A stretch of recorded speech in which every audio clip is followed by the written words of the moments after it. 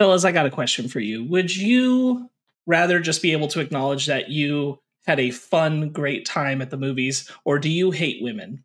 Welcome to Fake Nerd Cine-Files, where we are talking about the latest MCU entry, The Marvels, where we're going to get completely into it. We're going to talk about everything we enjoyed, everything we didn't like, our usual kind of stuff.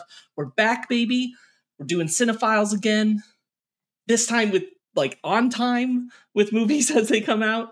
And it's our first MCU movie since Guardians 3, which is really exciting. Excuse me, I am Sparkz Woody, and I'm joined, of course, by Ben Magnet. Just come out of the gate swinging, why don't you? God damn. And, of course, our leader, Brandon T. McClure. The first one. It's the first one. It's the first one. The first one. The first one? Yeah, the first one. The first one. The first one. The first one of what? I want to admit that I had a good, fun time. Oh. Yeah. Got you. Yeah. Good. Yes. See? It's not hard. I mean, we'll get into it. And, I'm not saying it's a perfect movie or anything and that everybody should automatically enjoy it. But I am saying, a lot of media outlets have crafted a narrative about this movie that seems really pointed in a specific way. So we'll talk about it. Yeah, we will. And also, I just wanted to be on record that I am also fall into the category of the first one. I did like it. I mean, I have problems. Look, I won't lie. I have some problems with the movie, but all in all, I had a fun time with it. I'm not the guy. I'm definitely not that guy on Twitter who's yelling about how, the MCU is trash. It sucks. Blah blah blah. It's like, Absolutely. Hey, man, the audience will decide when they hear what you say. So that's true. Who knows? All right. We are talking about The Marvels. Brandon, why don't you tell me all the credits for The Marvels? Yeah, so we're talking about The Marvels, the latest entry in the MCU. 33rd film. 33rd film, damn. Wow. It's the same age as three of us. All three of us. Oh, yeah. Well, interesting. All right. Close enough.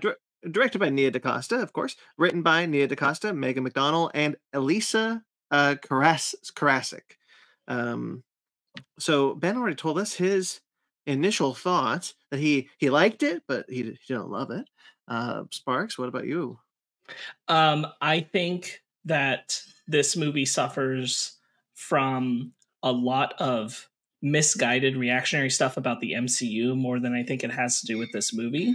And that creates a lot of the problems that I see in it. But absolutely none of those problems are the direction or the leads, because I had a great time enjoying all of those things. So I overall, it might not be knocking it out of the park in terms of the MCU, but I sure as shit had fun. Yeah, I've come out of both Thor, Love and Thunder, and Ant-Man and the Wasp, Quantumania, saying I loved both of those films. And my reviews for them is on record. However, both those films I soured on over time. I didn't like them I don't like them as much as I did when I first watched them in theaters. And I bring that up because I just had a really good time. It's not perfect. No movie really is, but it's not this I don't know. It's just a good time. It's an hour and 45 minutes. You're in and out.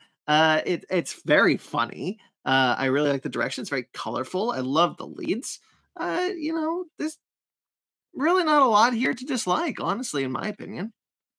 I've watched a lot of people. I think when you compare this to superhero films, and certainly when you compare it to the MCU, it's a scale that's very grain, because are you comparing to what people would now call the heyday of the Infinity Saga, or are you comparing to the recent stuff that hasn't been received as well, or we know has had a lot of issues for various reasons behind the scenes? But to me, I keep comparing it to action comedies. Things like Shanghai Noon, or can't come up with an immediate Shanghai Nights. What's that one with Mark Wahlberg and where they're the cops after the Rock the other guys. Thank you, the other guys. Things like that, where I feel like all the problems you could say about this movie, I would be able to apply to those films too if I really wanted to pick about it. But the thing is, at the end of the day, I have a really good time. Yeah. And I feel like this is in a similar space, maybe with just a little bit more chopped up in the edit than those films. Yeah. I liken this a lot to a Phase 1 Marvel film, to a Phase 1 MCU film, because it feels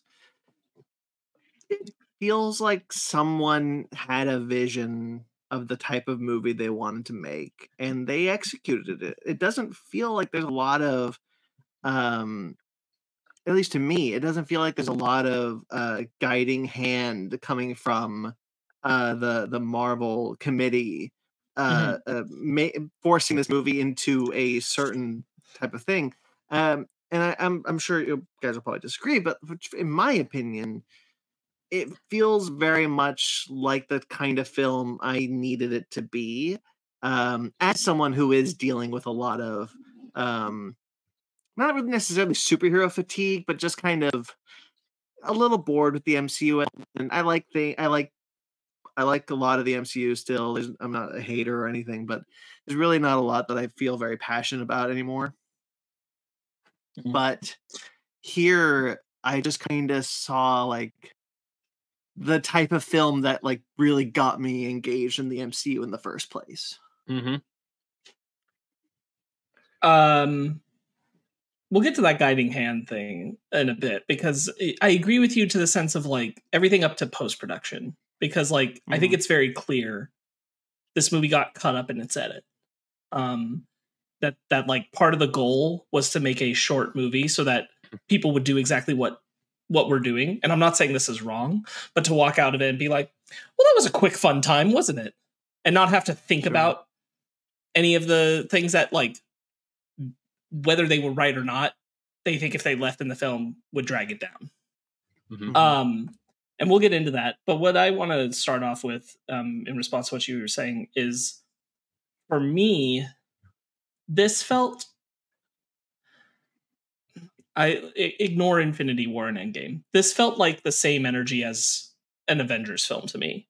Like the classic 2, Age of Ultron and the original. In the sense that like, I think this is the most excited I've been in a long time about characters coming together.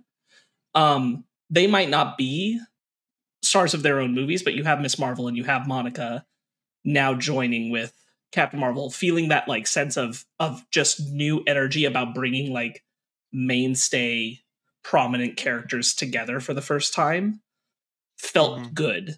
And for me, I think there's a lot of fun in that. There's a lot of joy in that. And it kind of crystallized that I don't think every film in the MCU should be doing this, but I definitely think it's a mistake that we've gotten this far in post Endgame. And this is the first time I've really felt that feeling again of like the stars mixing. Like, how have we not had something where Shang-Chi appeared with someone else yet? You know? When this is in context with that, I'm like, I feel like we should have had more. Because when people talk about like slowing down the amount of projects for the MCU, I'm kind of like, there's all these characters on the board that I want them to play with and have fun with. And the answer is like, yeah, lessen the projects, but like put more intermingling of stories, characters that are meeting with each other for different reasons at different points in time.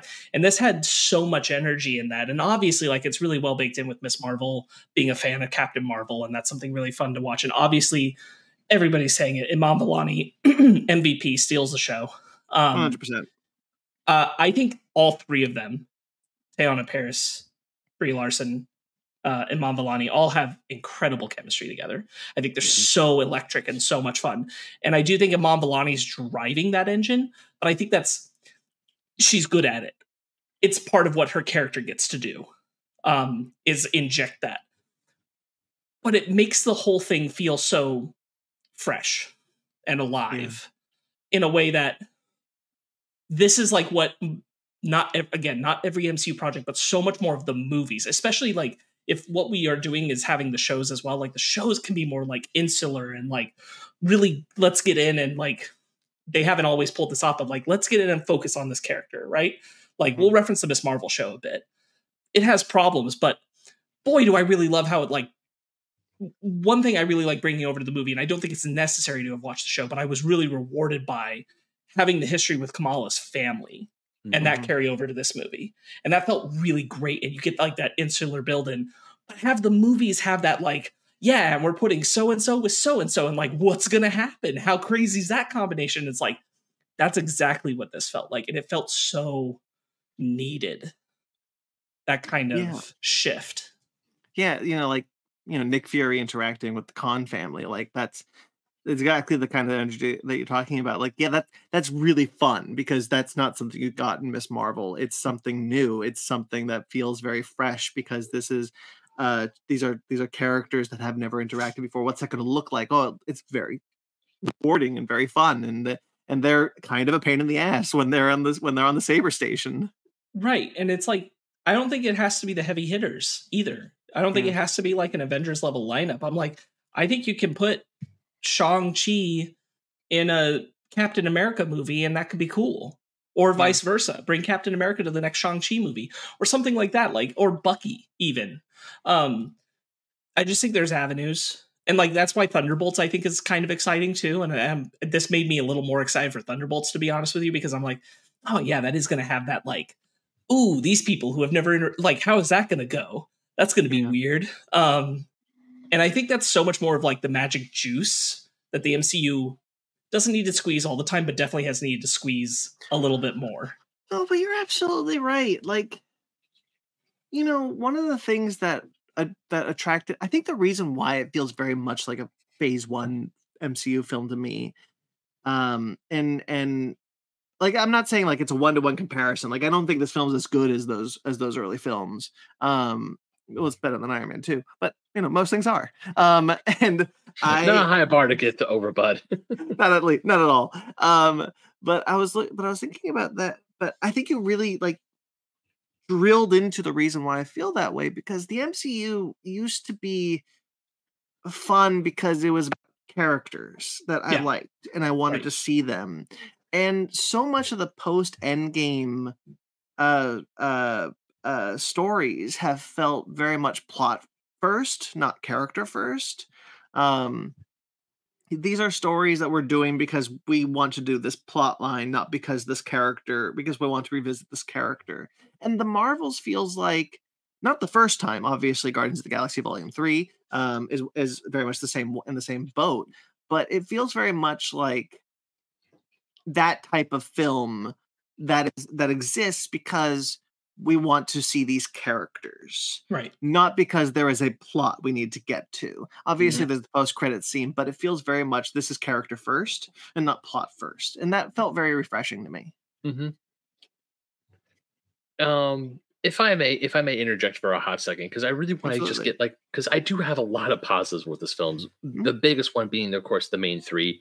I 100% agree. The actor who plays Kamala steals the show. Absolutely love her. And I want to agree with Sparkz that while not the best Marvel show, watching Miss Marvel, you do get that connection between her and her family. Like when one of my favorite scenes happens near the end of the film where the brother is calling his wife when he's on the elevator to space, and Nick Fury is just like, no filming. He goes, he puts his phone away. Or what was it? I think we're going to hell. Yeah. Oh yeah, where the dad is talking. And another scene that I know we'll talk about later. I don't want to touch on it now, but I feel like the biggest as much as I do love how it was a very in and out. So it was like you're in, you have a fun time, you get out. I just felt as I was watching, things got resolved way too quickly, and this is probably more of a me problem than it is a film problem. While I do know that a lot of people have been saying the pacing was really good, the pacing was on point, to me, it just felt like things got resolved and there wasn't a lot of, either things just got resolved way too quickly and things were just, okay, we're done with this, let's move on. It's like someone was like snapping their fingers, not like a demeaning manner. It was like, come on, we gotta go, we gotta do this other thing. And yeah, I don't disagree that is a feeling that's in the film. I disagree that it's a problem, though, because I'd much rather a fast-paced film than something dragging out. I'm not saying that the alternative is a 2.5 hour film that is dragged out, but I actually don't think this film needed to be 2.5 hours. I don't think this film needed to be 2.5 hours. I mean, real quickly, like Thor, Love and Thunder, I think is too short. I think it's 2 hours and it should be 210, 220.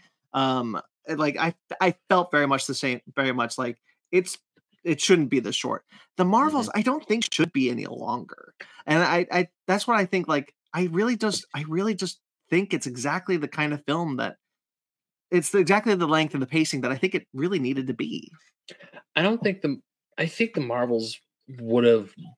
I have a feeling that they would have made good use out of the real estate if they did make it either like a 155 or a 2 hour film. I have a feeling that I'm not saying that it should have been a 2.5 hour film. No. I think that there was still enough there, and they could have done some stuff there I'm not saying pad it out, but maybe put in a little more character work or a little more, or some other, like one of the things we were talking about earlier today, because all behind what's the phrase that we use? My brain behind is the just scenes, behind the baseball. Inside baseball talk. We all hung out a little bit earlier today, and I mentioned that one of the things that I felt might have, I'm not saying it would have, but something that I was hoping to see and something that I felt like should have been in the movie was a small little don't meet your heroes thing. Whereas, now when I say don't meet heroes, I don't mean that Kamala instantly hates Captain Marvel for the rest of her life. I'm saying that while Kamala puts Captain Marvel on a large pedestal, something like Captain Marvel could have been a little bit off-putted, or is like, hey, don't look at me like that. Just like some sort of thing where the two of them could not say get into a conflict, but at least they talk and they realize is like, hey, I have faults. I mean, I do my best. And she's like, you know what? Yeah, I'm trying to live by like just something. I don't want to say like this will instantly fix the film. No, I just felt like there could have been something more there. I want to interject on a lot of what you said there. I think I get what you're trying to say, and I really hate the phrase "don't meet your heroes" for it, because I don't think that's accurate. Because "don't meet your heroes" literally means like Carol being bad. Yeah, or like and I don't a bad role model or a bad influence, which I don't think is what you're trying to get at. I don't need you to clarify on that. I don't think that's what you were trying to get at. But let me tell you why I don't agree with this point. You're just asking for them to repeat the beats of Tony Stark and Peter Parker, and that's why I'm kind of against it. Is because I think we've done that, and I think that it's better. Now, I think it's better that it is a more emotionally direct relationship. For me personally, having the moment where Kamala is devastated that they can't save all the Skrulls. And she's trying, and Carol shouts at her and says, we need to save who we can. And then the Skrulls are gone, and we're on the ship. And Carol looks at Kamala and she says, hey, I really shouldn't have, said it that way.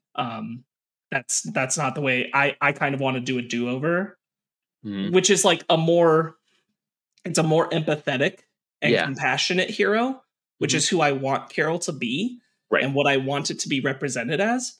So this is why that like, don't meet your heroes idea. And I'll tell you 100%, I got really scared when that scene was happening and Kamala was trying to save them and getting swapped with Carol, that Carol was going to be pissed at her for saying like, you stopped me from saving more people. And I was like, please 100% don't do this. This is such a bad story to do with this character and not the story to do with the female hero at the lead of the MCU. But they didn't do that. And I think that was very smart. I think they go for something more emotionally connected. Now, what I do think I agree with in your point is my number one, I think it's a problem scene, is when they leave Adelon and go to the wheat field planet. And when they walk out there, they're kind of doing some apology stuff. And some of it is for things that I feel like isn't in the movie. And that's where I feel like something got cut that was relevant to whatever this conversation is. Because Carol and Kamala have that moment we just went over about, you know, their first interaction and stuff. They're not really rubbing up against like Kamala's fandom for Carol and not giving her the space to be herself. And which is what she apologizes for. And Carol recognizing that like she's not great at relating in being more emotionally connected in that way. And I don't think the movie feeds that scene as well as it should. And I'm sure it did at some point before it got cut. And I think that's that's like the Achilles heel of the movie, is because it's a scene about Monica and Kamala and Carol kind of reconciling for something that I don't feel like was happening in the movie after a certain point. Right. And you could argue that Monica and Carol's was still kind of there in the background about her absenteeness in Monica's life. Mm-hmm. But the Carol and Kamala stuff, I'm like, this just wasn't happening after we like had a conversation after the Skrull Planet. This was not what the vibe of the movie was giving us. Right. Too much of that information was cut. And so that's the angle where I'll agree with you, Ben, that like there's something in a little bit of the character arc that scene alludes to, that I'm like, if you're going to do that, then I needed to see more of that. Yeah. And you also bring up actually what's probably my biggest problem with the movie. You mentioned the ocean planet. Is it Atlan or Atlana? Atlana, I think. I'm not Atlana. sure. Yeah. For a second, this is the sake of argument, let's call it Atlana. Now I love the scene when they get to Atlana. What bothers me is that after they leave Atlanta and they go to the wheat field, they never go back. And unless I missed it, and I was in a very quiet theater too. I don't know if it's just because I just didn't catch it because I was focused on something else or real quickly. Aladna. Thank you. Yeah. But they just leave and they never go back, and and nothing else happens. Like, did they go and help them get their water back? Did they help fix something?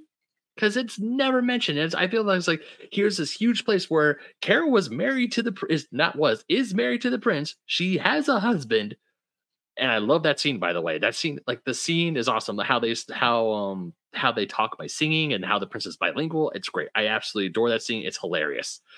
I was kind of like jiving in my seat the whole time. I was Iman Vellani, just like pretty dancing much in my seat.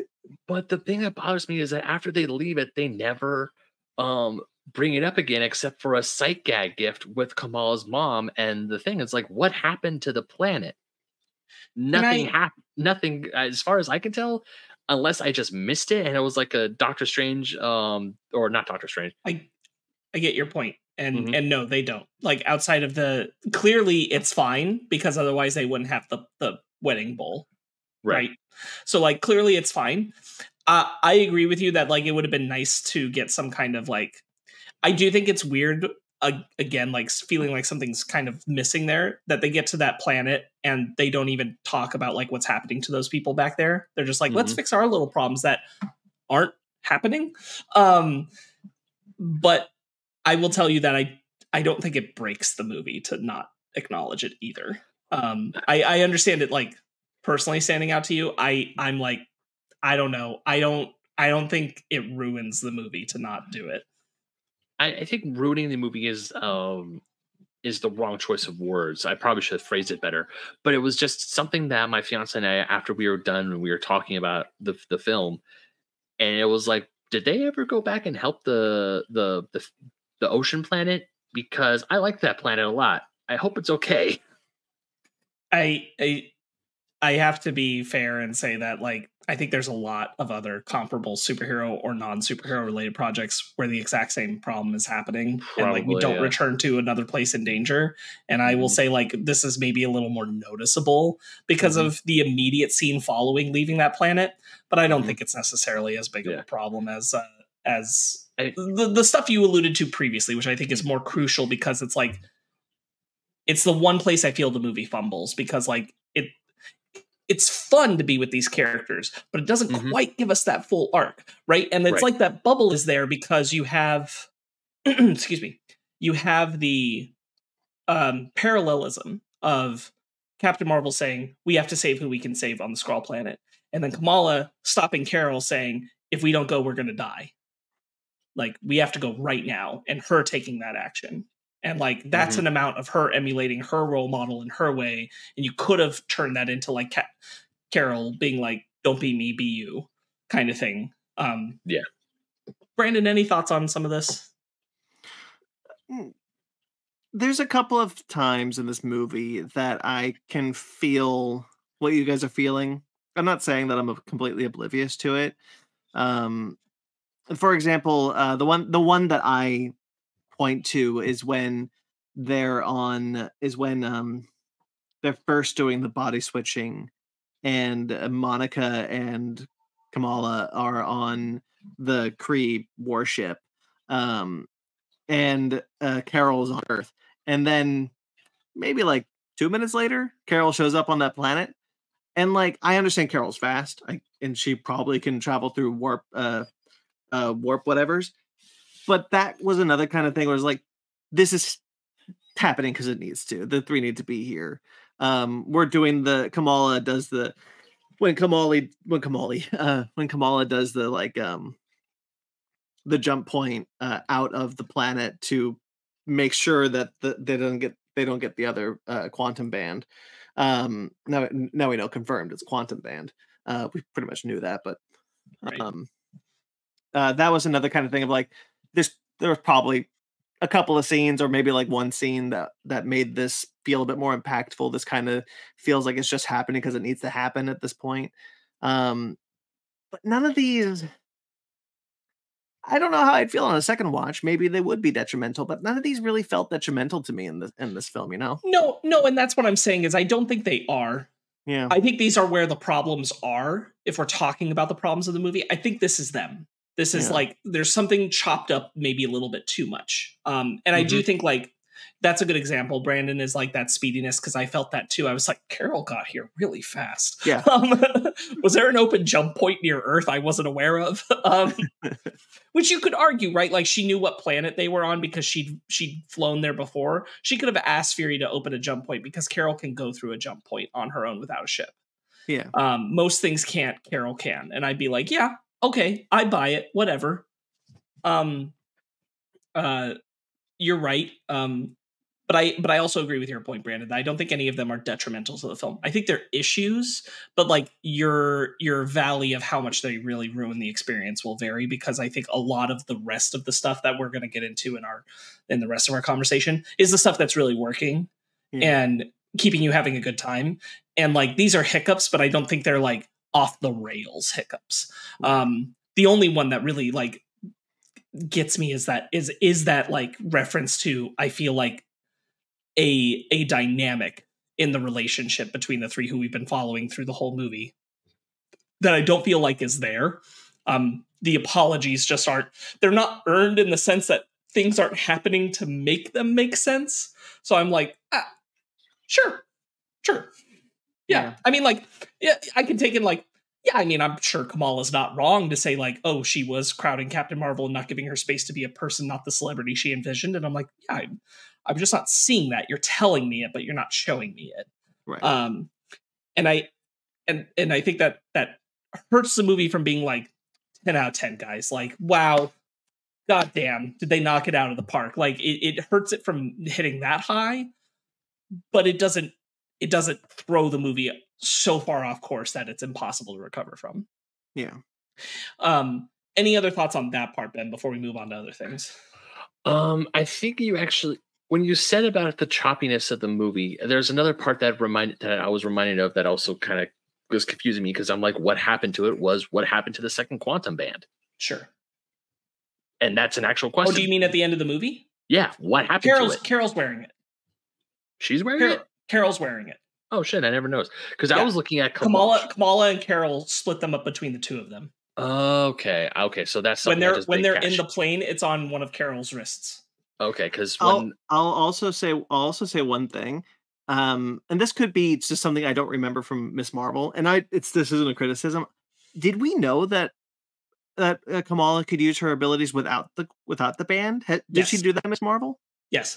She didn't. She did do it only a little bit because she wears it most of the time. But Bruno, her friend, told her that it's not giving you your powers. It just seems to have activated your powers. Right. Okay. Bruno did explain that though. I think in like episode 2 or 3. It wasn't it's not a criticism of this film at all. Sure. It's just something that I didn't remember, because when she uses her ability to reach out and pull the quantum bands and Monica in with Carol, she's not wearing the band anymore. And I was like, oh, did we know that she could do, like, I'm glad she can, but I wasn't sure that we knew. Yeah, that was also part of the she's a mutant reveal at the end. Right. It was tied to that, but like we do learn it's pretty early in the season that we learn, I think it's episode 2 to be honest, that he says these aren't giving you your power, they just activated something. Right. And now she just kind of wears it as a ceremonial. Yeah, because it's from her grandma from in the mail. Right. Yeah. Tangential to problems, but I don't think this is a problem personally. But I'm interested to see where everybody lands on this. Let's talk the villain. Because there's been a lot of talk about the villain, and saying that she's not a very good one. In fact, maybe the worst in the MCU to some. Which is wrong. I hard disagree with that. It's just wrong. I really want to liken this back to action comedies. This is an action comedy villain. There is nothing missing in this villain compared to those villains. This is exactly the same kind of thing you get in that fair. I think, real quickly, Ben, I think that she gets the most cut from this film. Oh yeah, I'm sure there was probably stuff with her on the cutting room floor, but even she is able to, like, her motivation of Carol is the bad guy. She has destroyed the Kree, and I am going to take my revenge in this way. Like, her motivations make sense, that she wants to, she's taking revenge by rebuilding the Kree planet, by rebuilding what's the Kree world called? Hala, thank you. Hala. And so, like, every scene kind of feeds into that. She's not void of any personality, and I'll say the same thing that I've said to you guys, that I've seen this online. I wholeheartedly agree with it. She is not the worst MCU villain because Malekith exists. And y'all, Malekith is the worst MCU villain, and it is not close. Honestly, if we're bringing in like the show villains too, like, she's not even all the way in the bottom fourth. Like, let's be honest. I understand why she's doing what she's doing. I think she's effective. I think she's a foil to Carol, and it works. I think her being given the quantum band to help put her on scale with these 3 heroes works. I have one problem with her motivations, and it's because I genuinely don't get why she betrays Carol at the last second. Yeah, I'm kind of with you on that one. Yeah. I mean, like, if you, that's the one thing I think is missing, is like, maybe just, I think the argument you would make is that her hatred of Carol is so much to blind her. She could never trust her to do that, even as Carol is like helping pick her up. But that's the one where I was like, I kind of was into the idea that the way they resolved this was with her doing this for her, and that she was going to go away from this. And it didn't motivationally click for me in the character we'd been presented up to that point, that like, this could fix the sun. Is it worth trying? You're bleeding out at this point. Like, isn't it worth trying trusting Carol for that? It kind of leads into really my only problem, like legitimate problem with the movie, which is its ending. Okay. I don't get, the only reason why she betrays Carol is to be able to wield both quantum bands, dissolve, and break the universe even further, to the point that Monica has to sacrifice herself. That's really the only issue. It's not even a detrimental one, honestly. Like, it's really the only issue that I have with the film, because, like, that's the one where I'm like, this betrayal is only happening to get Monica into a place. This is where I feel the guiding hand. This is where I feel the larger MCU kind of coming into play, because this is only happening to get Monica into a place that we need Monica to be for the next thing. And that's my only real issue with this film for me. I agree with that, and I feel like there's a way where you could have done that, like she already caused that problem before. Yeah. And this, since we're right there, let's I like the action in this movie a lot. I think the final confrontation with the villain is too quick, and you can, and I think it's honestly that the three of them are so good at using their powers that they overwhelm her so quickly. And like having her have both quantum bands sooner would have put it like, I think, a little more fair. Yeah. If she doesn't go to like, if the goal is to like stop her from doing that. So like she's using them against them, but they're trying to like stay on top of her. That it's my least favorite of the action scenes where they're swapping places. And I think all of those scenes are really good. And sorry, you cut out for a little. You cut out for just quickly. Where'd you lose me? I have terrible internet when I'm down here.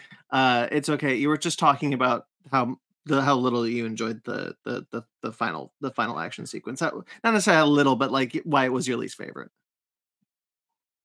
Yeah, I think when you have your final confrontation with the villain, ideally you want that to, if it can't be the best action scene, you want it to be second. And I think it's just personally, I think it's the bottom of the fight scenes. Like I think the confrontation with her on the water planet is better, and I think that the first opening one is the best. So it's like I definitely agree with that, because even in the end of the movie, I was like, oh shoot, are we like almost over? Wow, that was quick.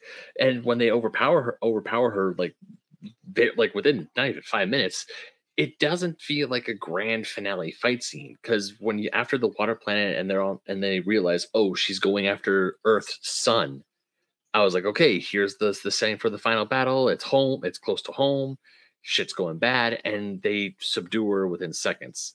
And even then, even when she does get both bands and she tries using them and she instantly dies, part of me feels that, okay, yeah, she was so blinded by power, maybe not blinded by power, but she was so adamant thinking that these would help her, she wasn't strong enough to use them. It's kind of like the whole Power Stone thing, or in like Guardians of the Galaxy, or like you have to have a certain people to be able to use an Infinity Stone. And then you get Kamala, who is adapted, and her and Carol, they can use the bangles no problem. I kind of feel that maybe. Now, I don't want to trick up when I say things like this, even earlier. I don't want to say that this is a way to fix the movie, because I don't think the movie needs fixing. But there are things about the film, where I feel like just me as a fan, and me who's seen the 33 or 32 of these movies, knows that, hey, this scene works because of X, Y, and Z, or this scene doesn't work because of X, Y, and Z, and something later down the line. But I don't know. Maybe we could have had her just go ham, like realize that she has all this power and she's just using it, and the power slowly eats at her. And then when she realizes it's too late. Or I think that's also kind of what Sparkz was saying. Like this idea that like the third act fight scene is so short, and it ends with just her dissolving because she gets the 2 power bands and it's too much for her.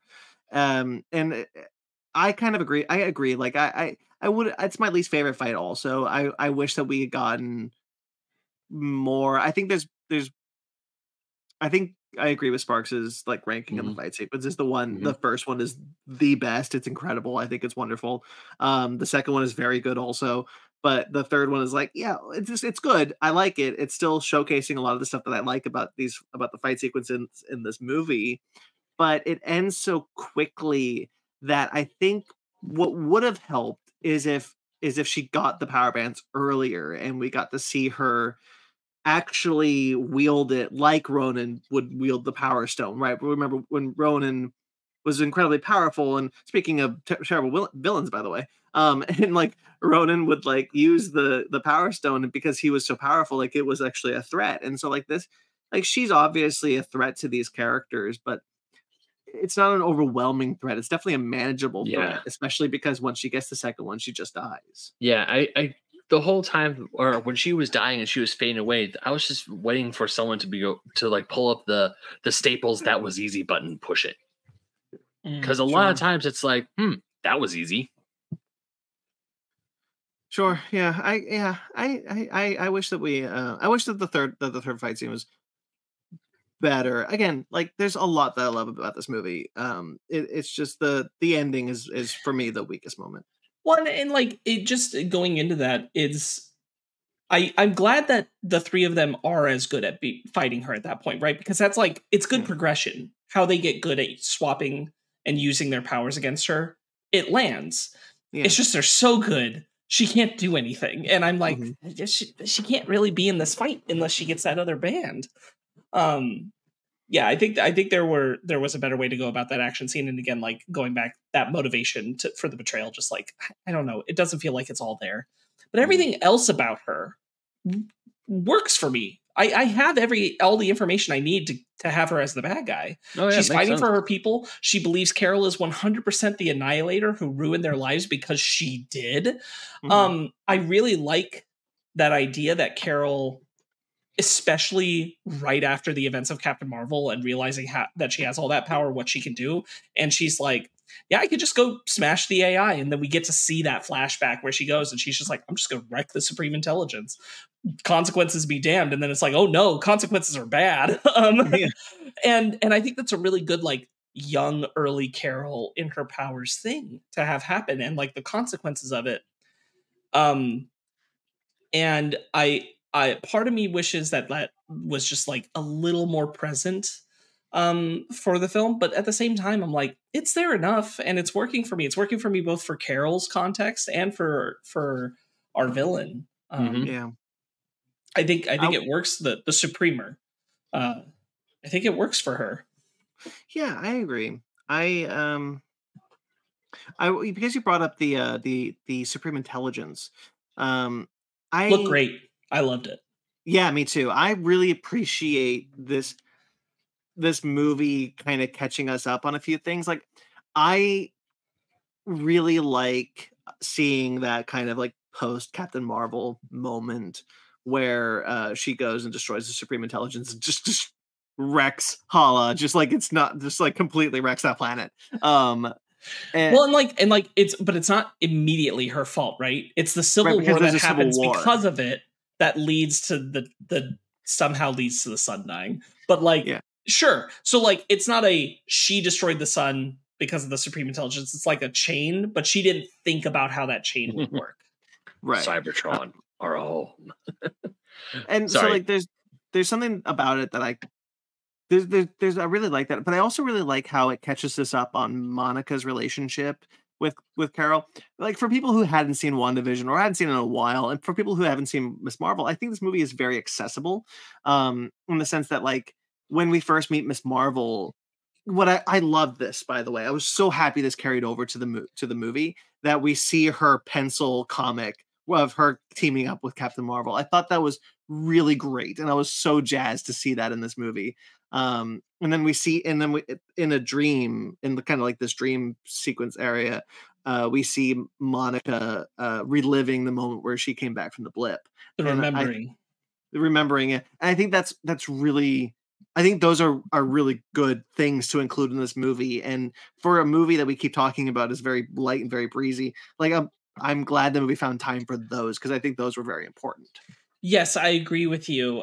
2 points to that are, I do think that the movie, because it doesn't really want to go into exploring Carol kind of having to make things up to Monica, right? Which I kind of wish the movie did just a little bit, like going back to like the confrontation at the Wheat Planet and earning that point. I think Carol telling Monica that she was ashamed to come home because she had become this Annihilator and felt like it was her duty to fix it. I'm like, I can buy all the way up to Infinity War why you never came home. Kinda can't buy why once Monica comes back from after being returned, you didn't come check on her. That part gets a little like, I wish there was something else there. I kind of wish Monica called her out, even if in the scene where she does it, Carol doesn't have an answer. That's also okay. I just think it needed to be there. Yeah, I agree with that. There's a moment that I want to highlight, which I really like, kind of like tangentially about this, which is when Nick Fury cheekily puts them both on the same comm link. It's the jump point disruption that's actually mingling them, right?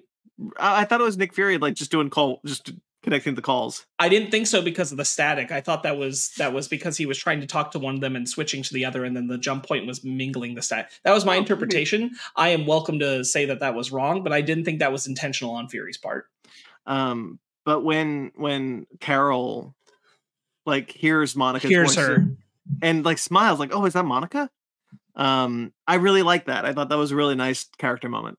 I do too. I think that's all the more like there's just so many ways you could have tackled like Carol navigating like why she hadn't come back to check on her post blip, right? Yeah. Like so many things about like at that point it had been so long she didn't know how she was going to react, and that freaked her out. And like that can be the answer. It's very simple, but it's honest. Mm-hmm. And I just wish that had been just like a smidge more in the movie than it is. To your point that you said earlier about like catching you up on WandaVision and the Marvels and Miss Marvel for the film, I think you're right. I think you're right as a person who watched those television shows. I think they do a really good job of getting you engaged in everything. I have heard other people who have not watched those shows but watched this movie feel like they are lost and missing something. And in that same conversation where people were talking about that, someone interjected a point that I'm like, I think this is valid and this is fair. And I think that's tough. I don't know how you address this problem, to be honest with you. And we're too outside that particular kind of bubble to think about it. But what they said is like, it's a problem of like feeling like I'm missing something because I know I'm missing something. Even as they're catching me up, I know there's a show I didn't watch. I know there's more information than what I'm being given. And so I still feel like I'm missing something, even as it's telling me everything I should need to know for the movie. Yeah. And I think that's fair. And like, I don't know how you fix that problem other than being like, so go watch the show. But like, that's a hard sell sometimes, right? Because some of those shows are hard to get people to like, you can't like 100% say like Miss Marvel's a great time. You're really going to watch it. You want to be like, Miss Marvel's really good when it's in New Jersey. Like you got to caveat it. And it's like, that's tough. It's hard to sell it to that. But I understand getting the dribble of information that's supposed to give you everything you need for the movie and looking at it and going, yeah, but am I really understanding all this? Because I know there's more that I'm not aware of. Yeah. And I think that's valid. Yeah. Even getting my own fiance to come into this movie with me, she didn't finish all of Miss Marvel. She started it, but she just wasn't able to finish it. And even when I was trying to recap it with her, I was like, wow, there's a lot of stuff about that show I don't remember. And then I was like, oh yeah, because the stuff outside of Jersey wasn't that good. The stuff in Jersey was pretty decent. And even when I gave her, I was like, I know I'm wrong and some things where I'm misremembering certain points, but just all you need to know, she has her powers, she can use her powers, and her friend said that she's a mutant. That's pretty much it. It's a really interesting thing that I kind of want to spend a little bit of time on, because like I didn't think about that as a possibility. The just the very fact that show exists, and the Marvels is telling you everything you need to know from those shows for this movie. Because not everything about WandaVision is necessary for this movie. No. Not everything about Miss Marvel is necessary for this movie.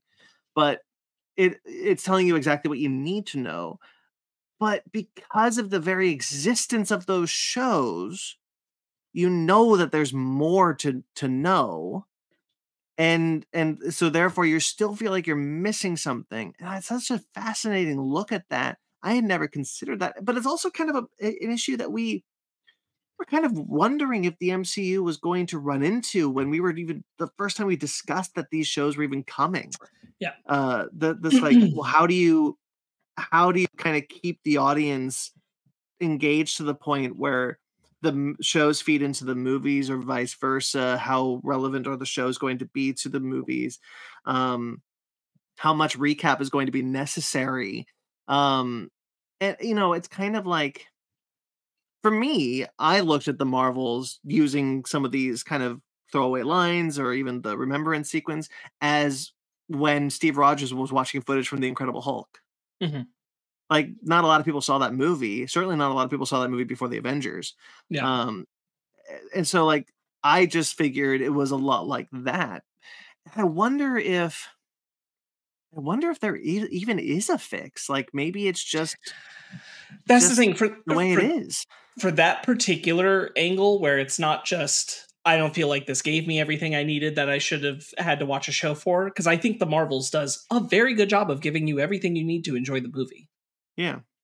But I think the fact that like you can sit there and watch Kamala show up in her family's home using her powers and in full costume and be like, oh yeah, there's a whole show I didn't watch. Yeah. And I don't know how you fight that. I don't know how you fix that problem. Outside of like, again, just watch the show.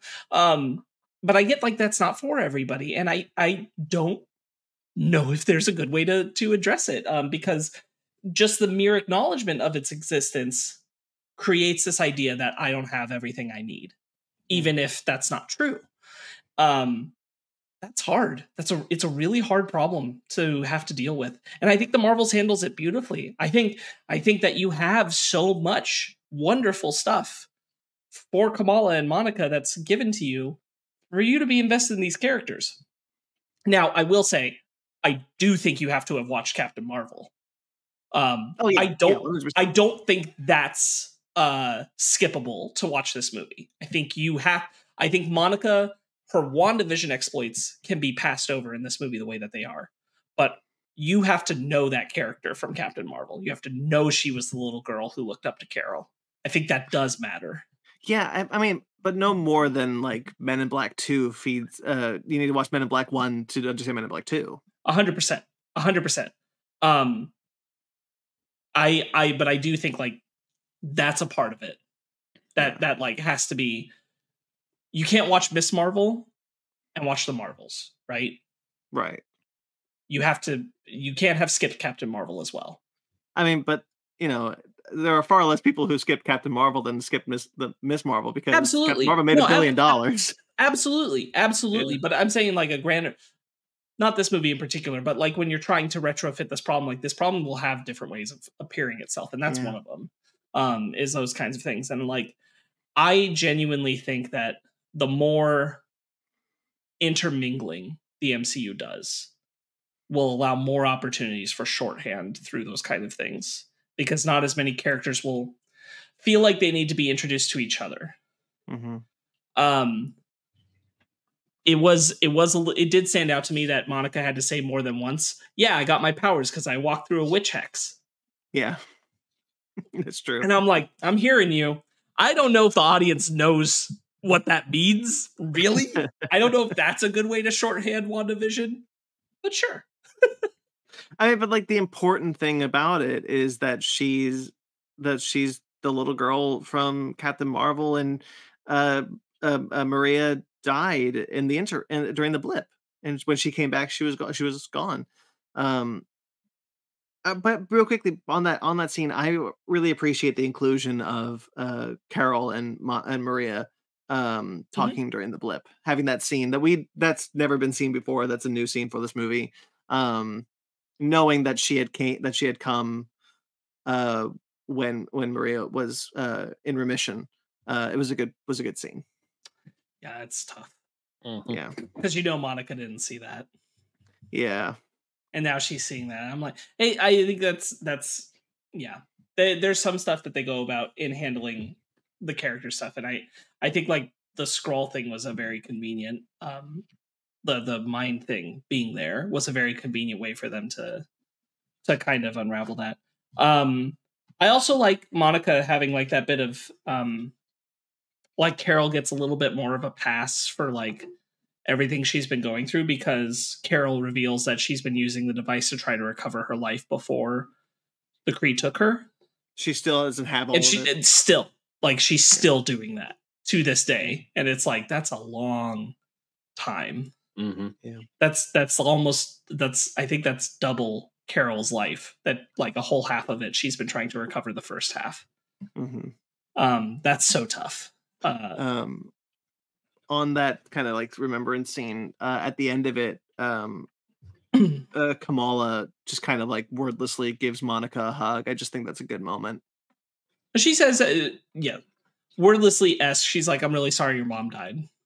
While you were like blind. just, yes, but it's like, moment, it's like, Yeah, it's the impetus for it, and that, like, again, it's where she's working so well in the chemistry of the film because she pulls Carol in and is like, this is the thing you need to do.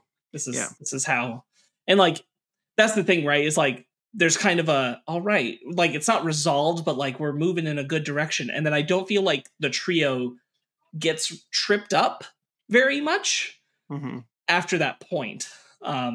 In terms of the emotional character thing. I want to divert us to one thing because I really want to have a lot of fun with like everything else that we really enjoy about the movie after this. Is the last dumb thing I want to talk about, and I only want to talk about it a little. Yeah. Man, fuck the Skrulls, huh? I mean, Carol left at the end of Captain Marvel, and they're like, yeah, she's gonna go beat up the intelligence. And I'm like, yeah, but like, also she was gonna find the Skrulls a home first. And then she gave up on that and then went to the intelligence, and like,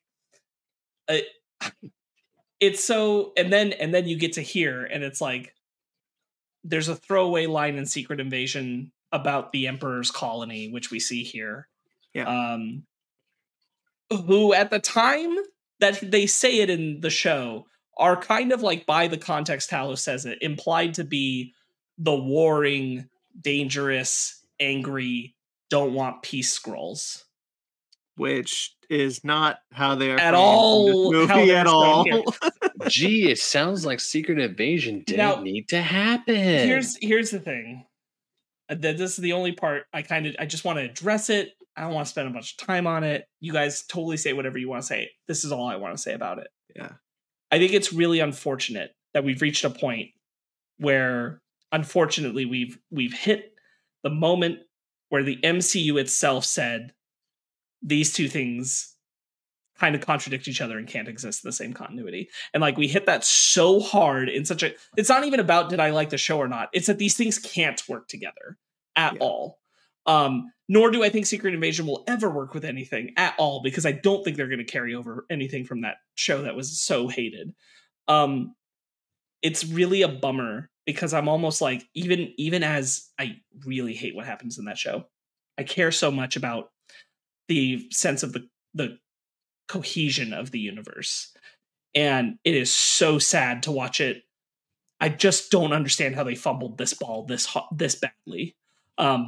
Just the Skrulls in a general sense between these two projects, regardless of like what production stuff was going on behind the scenes or what, like, it just feels like no one was paying attention to what was happening between these two stories in terms of Nick Fury, in terms of the Skrulls. It's like, it makes no sense. And it's just so disheartening to see. But also I'm super, super grateful that this movie doesn't acknowledge that show whatsoever, because I'd be more upset if it did. Ben, do you want to say something? After seeing this movie, yeah, Secret Invasion didn't need to happen. So I wonder about the world where this comes out before Secret Invasion. Because like, would that feel at all better? But I don't think it would.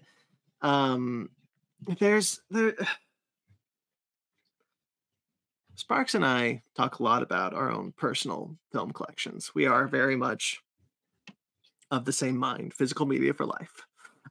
We have large film collections that we have cultivated for decades, and we will continue to do so until David Zaslav comes into my house and rips away my copies of every Warner Brothers film by hand.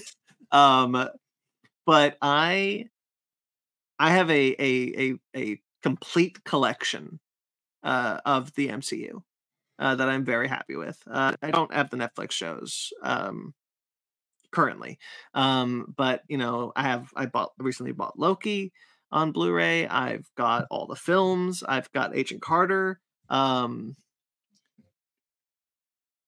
Secret Invasion, and let me say, and I will buy every Marvel show that I can get my hands on that they are going to put on Blu-ray should they want to. I will never buy Secret Invasion. Yeah, I'm 100% in the same boat as you. I will never, ever buy that show. I won't spend a dime on it. I totally agree with you, Sparkz, about this kind of like, I also care deeply about the cohesion of this universe.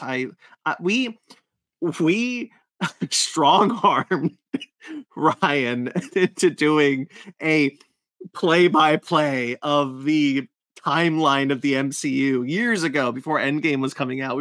We pieced it together because you and I care so deeply about it. Yeah. Because we love being a part, we love doing it, we love reading about it, we love experience it, we love talking about it. It's so much like, how does this connect to that? It's been a joy in our life for years. But the connection but Secret Invasion feels so detached from that cohesion, so unnecessary to the franchise, so without any enjoyment or redeeming quality, that it just feels like a how do the first 5 seasons of Agents of S.H.I.E.L.D. feel like they've belonged more to the MCU than Secret Invasion does? I don't get it. How, when it comes from not Marvel Studios, is that true? and like, here's the thing. It's just kind of the thing that I was trying to remember.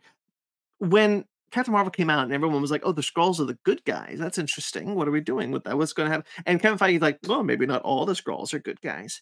And like, I was like, okay, well, that's how we're doing Secret Invasion. That's kind of a cool idea that we can really like mine. And they did that, and it was garbage. And the very next project, not the next project with Loki, but like the next project was to have the Skrulls be on a colony. Looks like a planet to me. Looks like they found a home. They have an emperor there. Looks like a nice place. That the Kree come and destroy, and that's some tension, that's some stakes, that's all right. But like, and then Valkyrie comes back and just like, okay, bye. I did like seeing her. Yeah, again, like too. removed from the context of Secret Invasion, I love it. Yeah, me too. Honestly, zero problems, right, Ben? Sleepy Ben. Valkyrie. How did Valkyrie get there though? Didn't Thor: Love and Thunder confirm that Thor is the only one who can use the Bifrost? Well, maybe Thor did it for her. Maybe Thor did it for her. That's a good point. Yeah, Thor could probably just be like, oh, you need to go there? Okay, boop, boop, there you go, have fun. I appreciated the kind of nod to the very popular ship that Valkyrie and Captain Marvel, the Valkyrie and Captain Marvel thing that happened after Endgame. Yeah. I thought that was cute, and I appreciated it. It was just nice to see her. Yeah. I wish it had been a full surprise, but it wasn't. Oh yeah, because it's in literally the last trailer that dropped for this movie. Oh, I didn't see the last trailer. It was a complete surprise to me. I didn't see it. Real quick, this is also one last thing I want to talk about. Really has nothing to do with the movie. Boy, that last trailer was the most desperate trailer I've ever seen in my life. Me too. Holy moly. Ben, you should go watch the third Marvels trailer. It's worth doing because they shove Steve Rogers, Tony Stark, Thanos into that trailer. They practically tell you they're going to tease the X-Men in that trailer. Like there's almost verbatim. I'm pretty sure there's a new line from Thanos never before spoken in the franchise. And to be, it's like manufactured out 2 of his lines. Yeah. In audio. Yes, you're right. They make it sound there's a line from Thanos that makes it sound like other people are going to come finish the work I started, and that implies this villain in the Marvels is the next.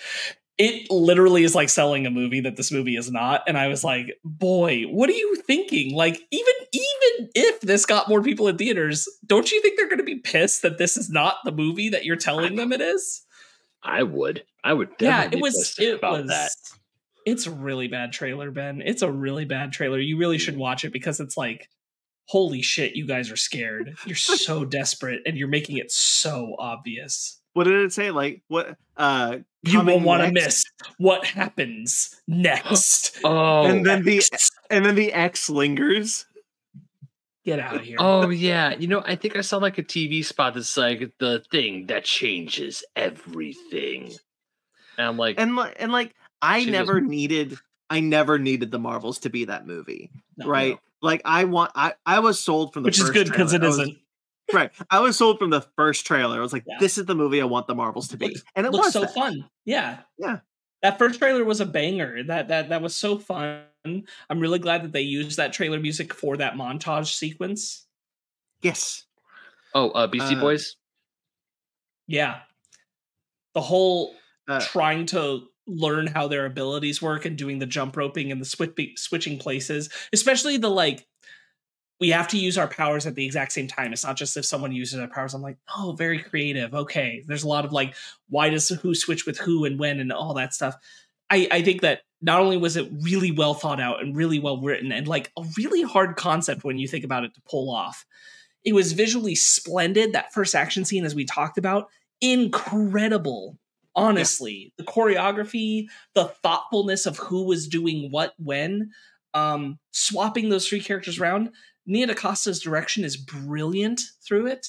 I love it. It's so fun. Oh, hold up, Brandon. Yeah, just go ahead. One of the best parts about that opening fight scene. It's like, hey, Monica, you better fly, or else Kamal's not gonna graduate high school. And then 2 seconds later, oh, we're cool. It's just Carol.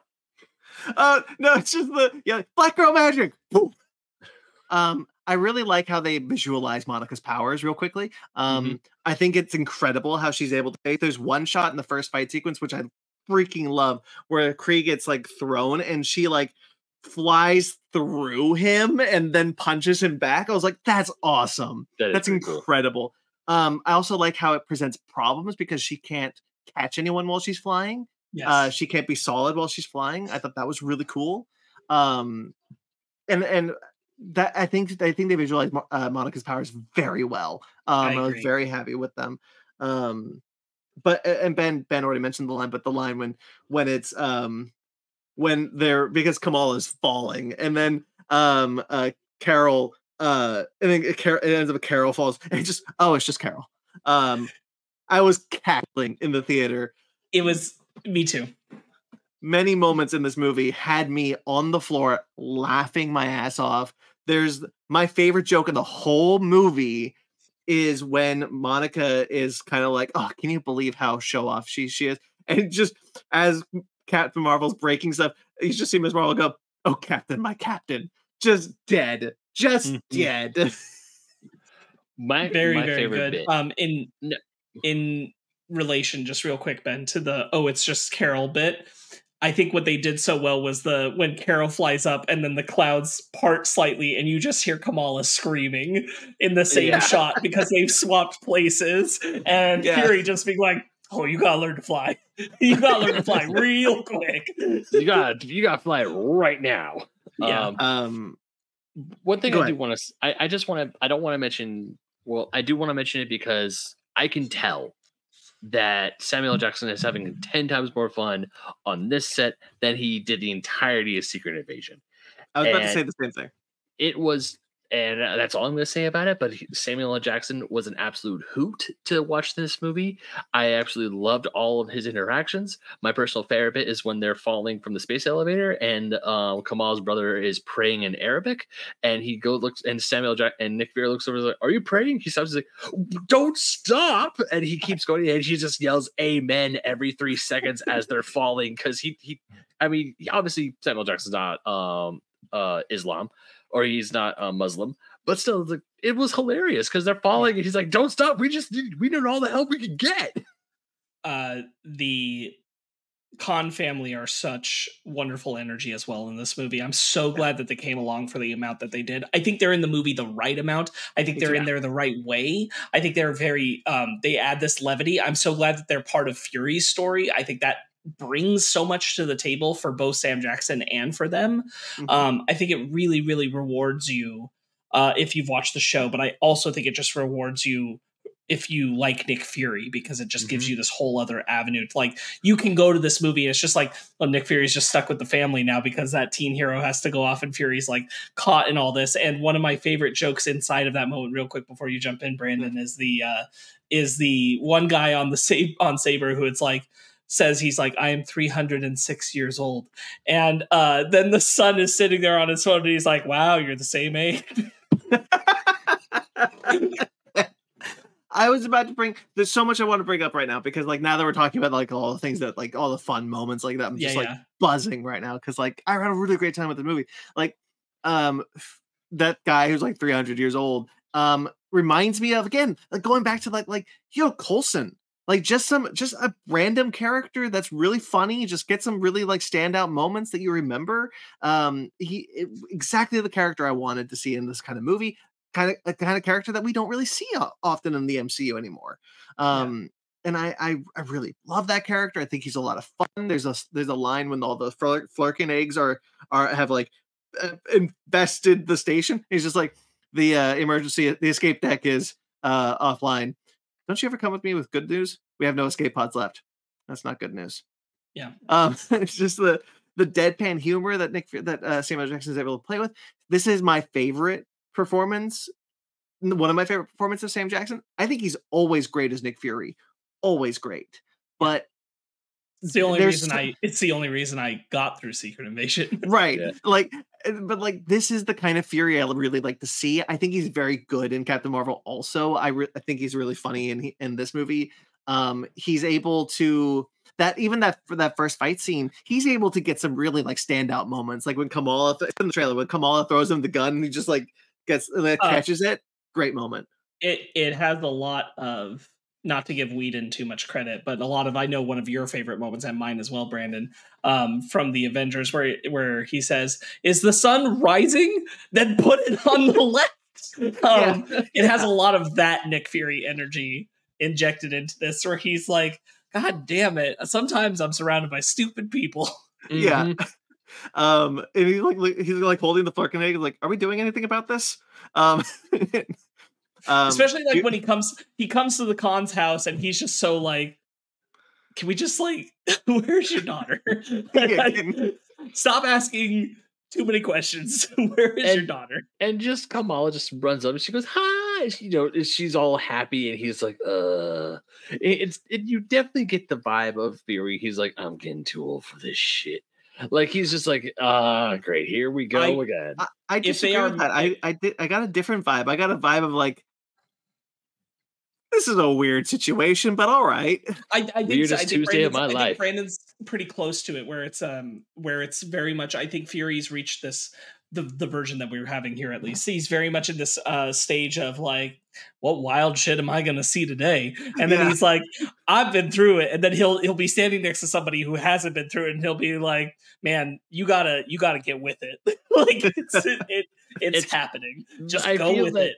I feel like that's like the essentially like the first time meme, essentially. Yeah, very much that mentality. If he can bring the same, and I think he did, like, he loves working with Brie Larson. By all accounts, it seems he had a great time working with Iman Vellani as well. Yeah. If you want to like have Fury shadow the Young Avengers, shadow lead them, I'm all for it if he's going to be like this. Same. I'm all for that because he's having such a good time. I think the more he's paired with the characters who can have a good time, he's going to be having a good time, and I think that really works for him right now. Yeah. Mm-hmm. There's so much more I want to get to. I know we're getting a little late, but talking about the Khan family, what I feel like is super rewarding if you watch the show is the dynamic between Kamala and her mom. Obviously, when you get to the end of the show, they're in a pretty good place, but seeing her worry about her daughter, but also be so proud of her in this movie, that feels very fulfilling if you watch the show. That is something where, like, you don't need to have watched the show, but you are rewarded for it. In that sense, the emotionality of where I think they nailed Kamala and where her family are as progress from the show very, very well. This is a family that has rallied around her as a superhero, and that's wonderful to see.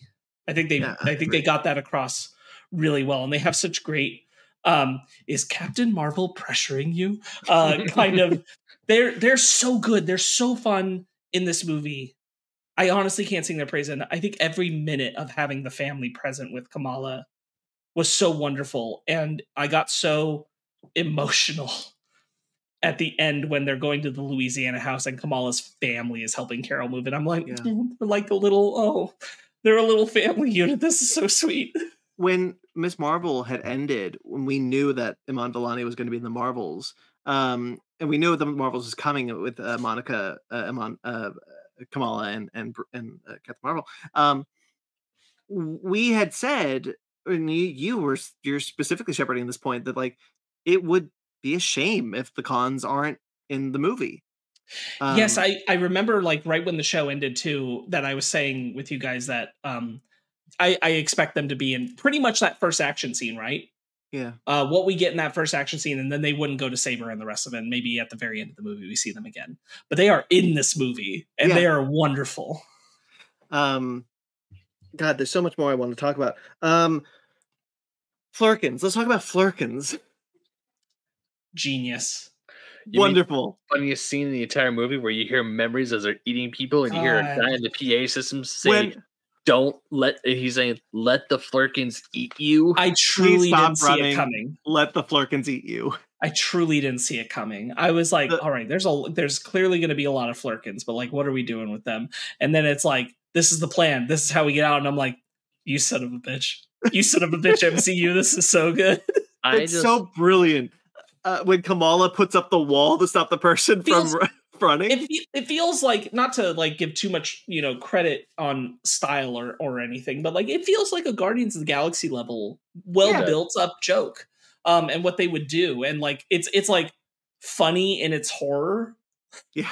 I love it, and I love the idea of like these people who make not minimum wage, but I mean they're working for a corporation, and it's like, by the way, please allow the Flurkins to eat you. Don't run. And it's like, man, I don't get paid enough. I just love how this whole thing was like a comedy horror sequence where people are screaming in terror from being eaten by Flurkins, and we all know they're going to be fine. But then, just like, I just like you see. Go ahead.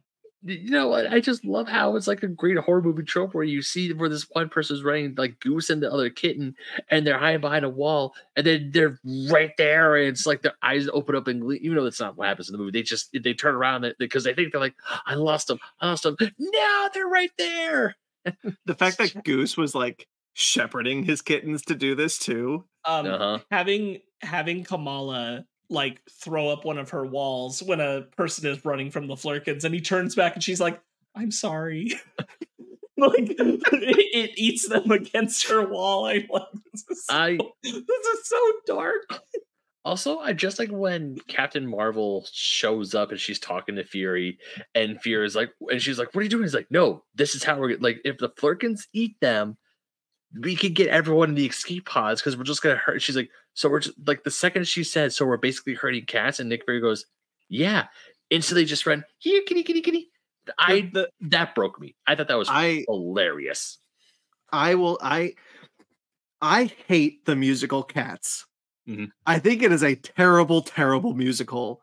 Andrew Lloyd Webber is a good creator, a musical creator. I think that show is awful. And the movie is comparably awful. I think that this worse. That movie's worse.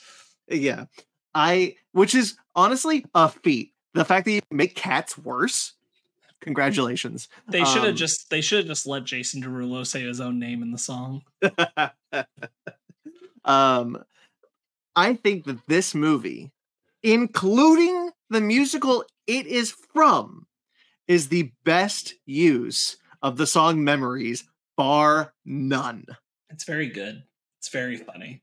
When it crescendos, when it crescendos as the cats are leaving the escape pod as they're floating, Memories, I'm like, just killed me. I was laughing really hard. Yeah. Yeah, it was a ton of fun. I had a really good time with that. You know what put me off, though? Yeah. We are on that shot of Goose licking themselves with those tentacles a little too long. There's a little too much eye contact with Fury for that shot. It goes like 2 seconds too long, where I'm like, I'm getting uncomfortable here. And Goose is just like, we spent a little too much time CGIing this tentacle licking. We've already talked about how great Iman Vellani is. I really did not. One of the things I was really, we knew the X-Men thing was happening. We knew that in general, because anybody who watched the last trailer, we knew the X-Men thing was happening. We knew, yeah. Just real quick, because I have an idea of where you're heading, and I just want to interject one of my favorite, just like Iman Vellani. It's not just that it's a funny line, which it is. It's brilliant. She kills it in delivery. Is when the bad guy finally recognizes that she has the other quantum band on her, and she's like, "Where did you get that?" And she's like, "My grandma sent it to me in the mail." Yes, I died. That was died laughing. She's like, "Where did you get that?" My grandma mailed it to me. Like, just like, I don't know what you want, man. And that's how I got it. I think Iman Vellani is great. We knew that Valkyrie was in the movie. We knew the X-Men were going to be in the movie, but it was never revealed that Kate Bishop was going to be in this movie. Had no idea. Any of the marketing, none of the leaks. Awesome. Loved it. I was so excited. And Lucky. Oh God. I was so happy with that. I've heard some people talk about like the on the noseness, like cool. So like Kamala saw Iron Man, I guess, because she repeats like verbatim what Nick said. And like, I agree with the argument that someone else made, which is Miss Marvel is 100% the character who had this idea and asked Nick Fury, "How did you do it?" And asked him to tell her the story of recruiting Iron Man so that she could repeat it almost verbatim in trying to do it to Kate Bishop. Very cute. I personally love it. As a fan of her, as a fan of the MCU, as a fan of her being a fan of the MCU and Marvel Comics, I'm like, please go off, Queen. Yep. 100%. I had no issues with that. I want to get together a bunch of teen Avengers. I'm 23. Young adult Avengers. I really like Kate Bishop from the Hawkeye series. Obviously Haley Steinfeld is great. Really happy to see that kind of come around. It felt really interesting that like 3 TV shows were represented in this movie. Which in fairness though, I think perhaps the Kate Bishop thing probably throws anybody who's never seen Hawkeye. Like, who the hell is this guy? And honestly, I'm like, I don't care. Kate Bishop needs to be in things. So like either you're with it or you're not. This is the new Hawkeye. Get over it. I don't care. You're going to love her. It's Haley Steinfeld. Nobody's going to complain about Haley Steinfeld. Everyone loves Haley Steinfeld. And Pizza Dog is such an iconic character at this point. Like you would know. You would like, oh, if you haven't seen Hawkeye, like people know who Kate Bishop is. Like, do you want to know? Do you want to know who Kate Bishop is? There's a television show that you can go watch. And guess what? I really like that one. I love it. I love I do think it's weird that it is the ending of the movie and not a post-credits thing.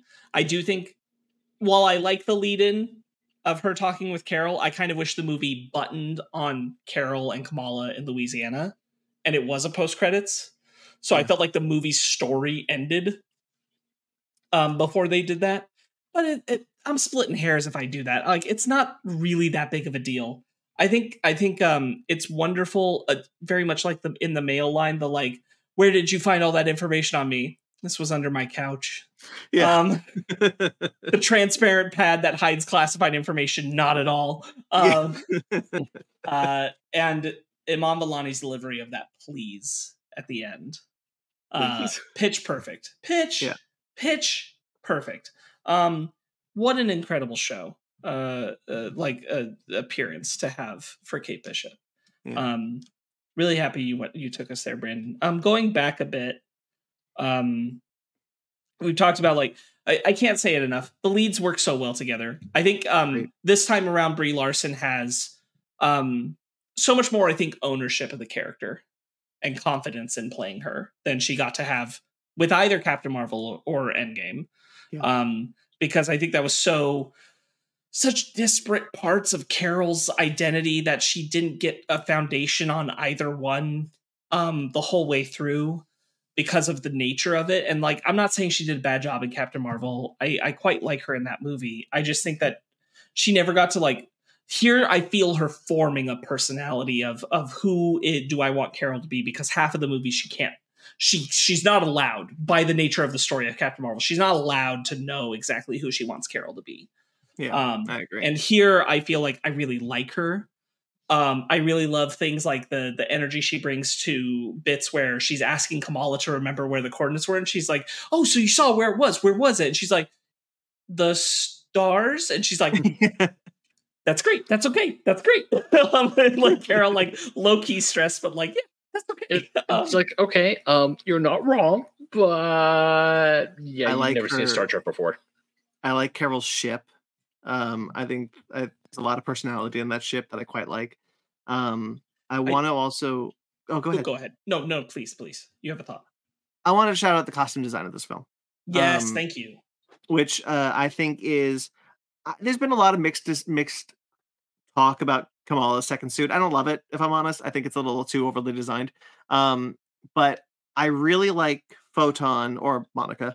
And I really like Carol's second suit, the one that has the big star and that she gets on the water planet. I think that suit rules. And that Captain Marvel dress that she gets into for like a minute is incredible. Incredible. So good. I will only push. I don't want to push back on the design, but Carol's second costume, I don't know, could have been a little bit more brighter. It was a little too dark for me. I'll kind of go on. I'll kind of agree with you on it's a little dark, but I think design wise, it's really cool. Design, yes. Colors, a little bit brighter. Other than that, but I do like the dress. I kind of agree with you, Ben. I do think that like it could have gone a little closer to the color scheme of her original outfit. That being said, this movie is noticeably more palatably colorful than a lot of other MCU films in a way that the Guardians films usually are. Nia DaCosta clearly had a little more control over like what the color palette for this movie was.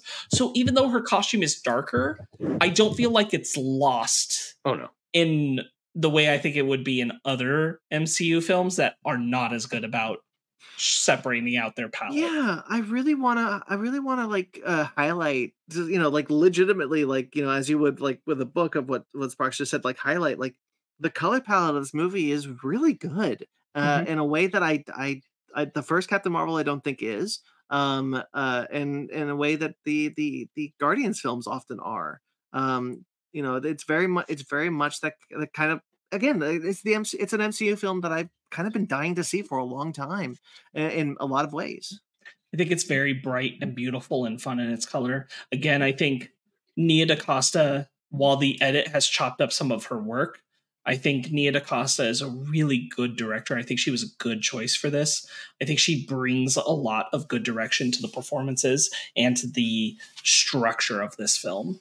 Even as it does get chopped up, I feel that she really has a mind for movement, and I mean movement of a story and movement of a film as a whole. And I'm bringing like some of the Candyman stuff to that too. I think she really knows what she's doing with that. This is a good time to shout out Laura Cartman. Laura Cartman, who composed the score for this movie. Laura Cartman, this is her first blockbuster movie score. She's in her 60s. She is the composer of Lovecraft Country and Miss Marvel and several episodes of What If. So she knows how to play with the themes. And honestly, like, her score stands out pretty well, I think, in the movie. But if you go listen to that score on its own, she's wild. She is using some wild instruments. And shout outs to just the way she structures things. If you go listen to the singing pieces from The Planet, you can really hear a lot of the individual things that are going on that people are singing, like how they're having conversations. I highly, highly recommend listening to the score on its own. But I think Cartman and Natalie Holt, who did Loki, are two of the best composers for the MCU currently. Yeah. Should we talk about the post-credit scene? Or the mid-credit scene, I should say? Let me think real quick. There was anything else. I don't think I gave Brie Larson a little bit of flowers there. I do want to say, I think Teyonah Parris is also just magnetic. I think she's crushing it. Her energy next to Kamala, specifically on the water planet, where she's just like, what the fuck? She has two drinks in her hand. Yeah, she's got both the drinks and she's just like turns back to Carol once the dress is there, and she's like, "What is happening?" I just love how she turns over to Kamala. It's like, so how many chapters of your Captain Marvel fan fiction is this giving you? All of them. Yeah, I think she's. I really like her here. I think she has so much. She also has a lot more expressiveness and fun than what she had room to do in WandaVision. Yeah. And I really love it. I think she's such a delight. I truly hope we get to see these three. Not necessarily like. Honestly, though, I would do another movie. I would do another The Marvels where it's just these three doing something. Yeah. I'm sure we're not going to get that. We're going to get them like if they do get all meshed up again, it's going to be in something else. But I would do it. They're so good together. This is what I mean about that like team up energy that has been missing. Kind of like the first time you watch the Avengers come together. Obviously, those are more characters and those are those stars. But like, I really think these three are wonderful, and you get such a rush from watching them engage with each other. I'm with you. Like, I'd watch The Marvels too, or I guess in this case 3. But like, yeah, I would in a heartbeat. I think this movie is very delightful, and the three of them are great together. Like, great together. The chemistry is wonderful. All three actors are great. I'd 100% watch another one. Post credit, mid credits then. Yeah, y'all like Kelsey Grammer? I do. I'm indifferent to Kelsey Grammer as an actor. I got nostalgia for Kelsey Grammer Beast. So really, you have nostalgia for X3? Can I ask why you have nostalgia for X-Men 3: The Last Stand? Look, when I was a kid, it was Wolverine, Beast. I loved those characters, and then when Beast finally came in X3, I was happy to see him. I get Beast. Like, yeah, you want to have like the X-Men animated shows, and you're like, yeah, Beast is my favorite. Cool, but like Kelsey Grammer Beast, really, that does it for you? Hey man, I can't really explain it. It's like Christopher Nolan trying to explain why Rick Talladega Nights is one of his favorite movies. I like it. I mean, Kelsey Grammer, for that vibe, for the specific vibe Ben's talking about a Beast, you're not going to get that from Nicholas Hoult. So no, I don't get wrong. I like Nicholas Hoult, but Kelsey Grammer is like, I want to talk about the thing I like about the scene before I talk about the thing that kind of ruins it for me. Sure. And this is very much the movie is done, so I don't really count this as like part of the movie. It's the post credit, it's the mid credit scene. It's kind of whatever. Having Monica reunite with a version of Maria who is again a superhero in a parallel world. Which real quick, just because we were just talking about Teyonah Parris. Oh my God, does she break my heart when she thinks this is her mom? Yes. I believe her so much. The way that she gets so emotional so fast seeing her. Crushing it, yeah. Honestly. I think the scene is played great.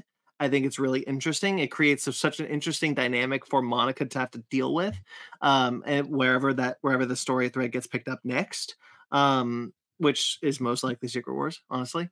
I hope not though. And so like I really like that scene. It's really interesting. It's really fun. It's really kind of like, yeah, there's something here that you can mine, that I'm engaged with. But the whole scene like tanks for me once Kelsey Grammer shows up, because I lived through the 2000s superheroes films.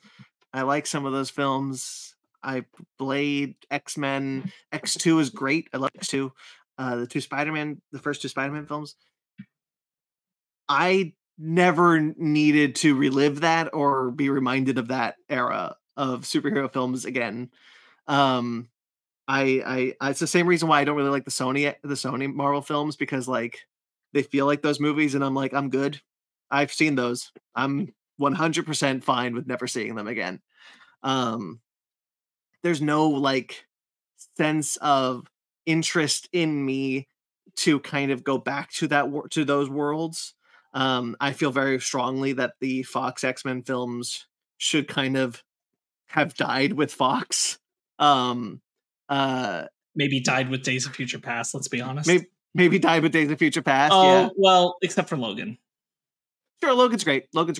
As far as nostalgia go, like obviously I have nostalgia for Hugh Jackman as Wolverine. Because he comes from a good movie. And he has many good movies that he has done that role in, unlike Kelsey Grammer as Beast. Also, though, arguably the worst. Yeah. Origins Wolverine exists too. That's true. But like, Logan, I really like the Wolverine, the first two X-Men films. And like, again, and I say all this knowing that Deadpool 3 is knowing what that film might be and kind of seeing what I kind of want that film to be. Like, all right, Deadpool 3 has very much the potential to do something really fun and interesting with that franchise, with those characters, and with the Fox verse Marvel films. But like, sure, nothing is less interesting. That's not true. That's really hyperbolic. I am disinterested in a version of the multiverse that is just the Fox X-Men films. And one of the reasons, and we talked about this earlier, like one of the reasons why I like Doctor Strange: The Multiverse of Madness, two reasons why I like Doctor Strange: The Multiverse of Madness is, one, Professor Xavier gets his neck snapped, which is really gruesome and really interesting and a fun way to use that to bring back that character. But it's also a mixture of old and new versions of characters that we already know. Maria as Captain Marvel, and we see Black Bolt, and it's weird that Ewan Griffith is not Reed Richards in that movie. Very strange to me, but like, there's different characters there. What? No, I don't want to get into it. It's because of the way the film, like, it's all actors that we've met before. No, I get you. It's just weird that it's John Krasinski really stands out. I'll be really fast. I swear. I'll be really fast. I'm glad that they did it there, because I don't like when Marvel has been like, we're just going to do the fan casting thing. And sure, I'm like, yeah, cool. Do your one John Krasinski and then move on. Fine. I agree with you that thematically branded, it should be him. It should be Grufford. But whatever. If it means we don't get main MCU John Krasinski, I'll take it. Sure. But like, all this is to say that, like, if you wanted to do a parallel universe where Monica sees her mother alive as Quasar, that's really interesting. It doesn't need to be the Fox X-Men films, though. Like, I don't understand. Like, Secret Wars only kind of tangentially interests me at this moment. And it doesn't. I'm not really interested in a Secret Wars that we keep hearing of, like, Ben Affleck's coming back as Daredevil, Nicolas Cage's coming back as Ghost Rider, the Van Forstic kids are coming back. Like, I don't want to see any of these people back in these roles at all. I'm good. I'd take Nicolas Cage personally, but I get you. Only because I like Nicolas Cage a lot as an actor. Yeah. I'm like, you want to give me like 5 minutes of Nicolas Cage Ghost Rider, like doing something, then whatever. Go ham. But like, I don't care to revisit bad movies. I want to kind of... The multiverse is really exciting when it's new and different and fun and engaging, and like, you're doing stuff like... what was the biggest criticism of What If? It wasn't interesting. Well, like, What If still has like ideas. Like, the new season of What If looks like it's got some really interesting ideas, and I really hope they pay it off. But like, I want to see like Chris Evans play Steve Rogers writing Devil Dinosaur in a Planet Hulk. Like, that would be great. That's from the comics, but like, seeing the multiverse is fun because you get to see characters in ways that you've never seen them before. And I don't really like the multiverse being used as a way to be like, hey, remember nostalgia? And that's really what that I'm reading a lot into, just like 2 minutes of Kelsey Grammer in CGI Beast makeup. But like, it really doesn't work for me because I don't have nostalgia for that character. I don't have nostalgia for that era of Marvel films. I don't really care to see them revisit that in this way. I do have a lot of interest in seeing Monica and Maria, and a Maria who doesn't know who she is, though. Yeah. So have I made my point? Unfortunately, that will never be the focus of a story going forward. I know. I've made my point though. Like I don't need to keep going, right? No. I get it. It's clear. I think that the thing is like it or not, we are headed for how they're going to close out the multiverse saga is by pulling in these other properties. Yeah. And like utilizing them. And I think that honestly, we have to just embrace it and hope that along the way we also get enough injection of new to keep things fresh and not getting too stale. And as long as we can hit that, then it's like, yeah, celebrate your legacy. I get it also because like it's personal for Kevin Feige deeply. It goes back to his roots. I understand that. Excuse me, cat. Woo. Woo. Flurkin. Woo. You got my headphones. Hold on. Sparkz is being attacked by a Flurkin, everyone. God. Pain in the butt sometimes. Sorry. So I think that like stop it. I think we have to embrace that, this is coming one way or another and just kind of hope for the best of it. I think that like what is the alternative if you're gonna do this, right? If you're gonna do Monica's with a world of X-Men I guess either you just don't show any of the other X-Men and it's just that you get Lashana Lynch, who is brilliant, and I'm glad we're keeping Lashana Lynch around. But like, if you show someone else as Beast, someone new, right? Then there becomes all this like, ooh, is this the new MCU Beast? Is this because it's a new actor stepping in? Is this going to be our person? Is this going to blah blah blah blah blah? I mean, people haven't shut up about John Krasinski since he showed up. So like, it's kind of looking like the way they're going to introduce the X-Men. If the rumors are true that Secret Wars is going to be kind of a soft reboot, this is exactly what I didn't want them to do when introducing the X-Men. It sounds like they're going to use a soft reboot to be like, and now the X-Men are part of this universe. And that's how they're going to recast all the X-Men actors and characters and create a whole new brand of X-Men. And I just kind of wanted the X-Men to just exist in the universe. We're too deep though. That's the problem. I didn't think it was impossible, though. I really didn't. I think once we got to the end game point, it became. Yeah. Once you decided there was a 5-year gap, like, we got to talk about mutants. Like, somebody has to be talking about the X-Men. Some of the X-Men, unless all of the X-Men weren't blipped, like, somebody has to be coming out and talking about stuff or doing something that makes them more aware of them. I think once you hit Infinity War and Endgame and you didn't say the X-Men were out there, you have to like, there has to be some establishment reason of why they're showing up now. They can't have existed in the world this whole time. They're too big is the problem, because we're not just talking about like the main ones in the school. Yeah. We're talking about mutants, all the mutants of the X-Men. And it's just too many characters. It's just too many characters who have lived this whole time without anybody talking about them or acknowledging them. But I mean, then they bring in Kamala as a mutant. Mm-hmm. So Kamala, is Kamala the only mutant in the MCU? Well, I don't know. Monica could be a mutant too. Yeah, I guess that's true. They've left open that implication. I don't think it, because the thing is, like, whatever they're going to do to bring in X-Men is going to change it anyway. I think there's an amount of like, if you really want me to be honest about it, Brandon, get slightly into it, is just there's a little too much flying by the seat of the pants and like making Miss Marvel a mutant is because like I think that would be really fun for us to play with in some way, but like they don't have a plan when they made that decision, Yeah. I don't know. I hear your qualms. I understand them. I even relate to them to an extent, but I would like this scene far less if it was just her and Beast, right? I'd be much more in your camp, but because Lashana Lynch is there, I'm kind of like, you get a pass from me. I mean, I would also like the scene a lot less. Like, I'm not saying I dislike the scene at all. But if it was, but honestly, if it's she wakes up and Beast is like, "Oh, you look like you're doing what do you think, Doctor?" And then it's Famke Janssen, and I'd be like, "Man, this is." But it's like, it's such a, it's. I don't like. He's only there to do the Leo meme, right? He's only there for that shot of nostalgia serotonin, and I'm like, I don't need that. the other end of it though is that there are people who are really jazzed because of this post-credit scene. There are Like people Ben.